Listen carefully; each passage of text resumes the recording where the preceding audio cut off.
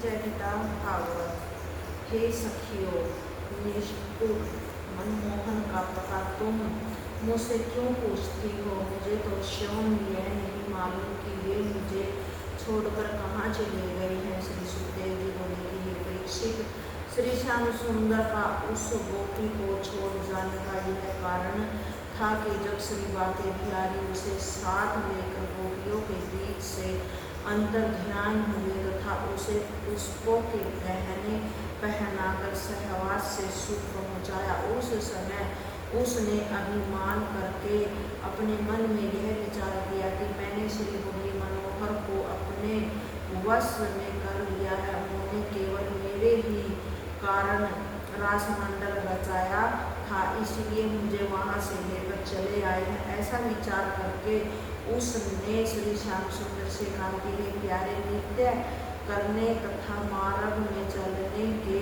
कारण मेरे पाँव दुखने लगे हैं, सो तुम कंधे पर बैठा कर ले चलो। जब मुरली मनोहर ने यह वचन सुने तो उन्होंने जान लिया कि अब उसको भी गर्व हो गया है, अब इसका भी गर्व नष्ट कर देना चाहिए। यह विचार करके श्री बाके बिहारी ने अपनी पीठ नीचे झुकाकर मुस्कुराते हुए उनसे कहा कि आओ, तुम मेरे कंधे पर बैठ जाओ। यह सुनकर जैसे ही वह हाथ बढ़ाकर उसके कंधे पर बैठने को हुई, तैसे ही श्री गिरधर गोपाल माँ से अंतर्ध्यान हो गए और वह जैसी की तैसी हाथ पसारे खड़ी रह गई। हे परीक्षित, जब गोपियों ने उसे धैर्य देकर सब वृत्तांत पूछा तब उसने सारा हाल कह सुनाया। उस समय सभी गोपियाँ श्री मनमोहन के विरह में व्याकुल होकर विलाप करते हुए इस प्रकार कहने लगी कि हे नंद किशोर, आपके विरह में हमारे प्राण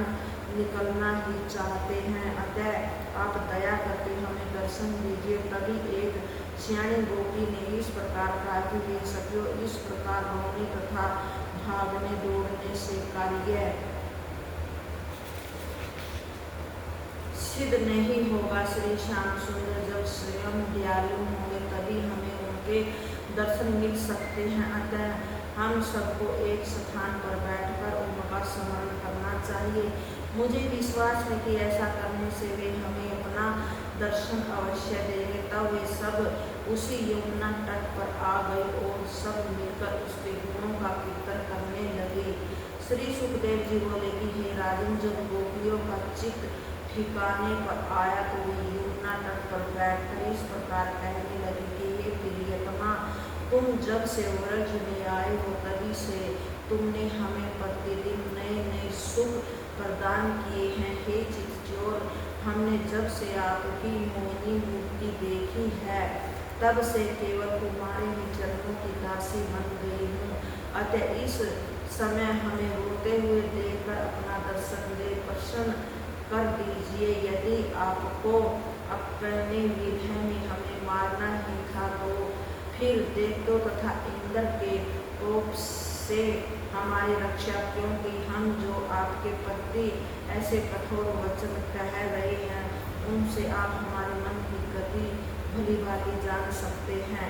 इसी बीच एक दूसरी सखी ने सबको सुनाकर कहा कि हे सखियों, सुनो, हमारे चितचोर का एक नया नाम दीनदयाल भी है, सो उन्हें प्रसन्न करने के लिए तो उनकी विनय ही करनी चाहिए। यह सुनकर सब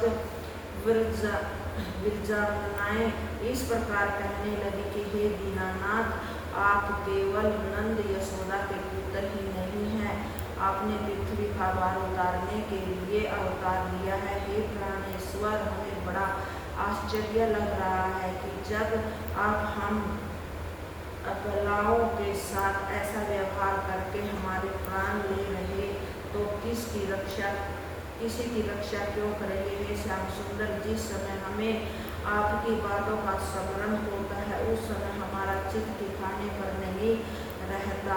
हे प्रभु, जिस समय आप गो चराने के लिए वन में जाते थे उसी समय आपके लौटने के समय तक के 4 पहर हमें 4 युगों के समान प्रतीत होते थे तथा संध्या समय आपका दर्शन प्राप्त करके हमें सुख होती थी। हे जितेश्वर, ब्रह्मा शिव आदि आपके चरण कमलों का ध्यान नियंत्रण धरते रहते हैं।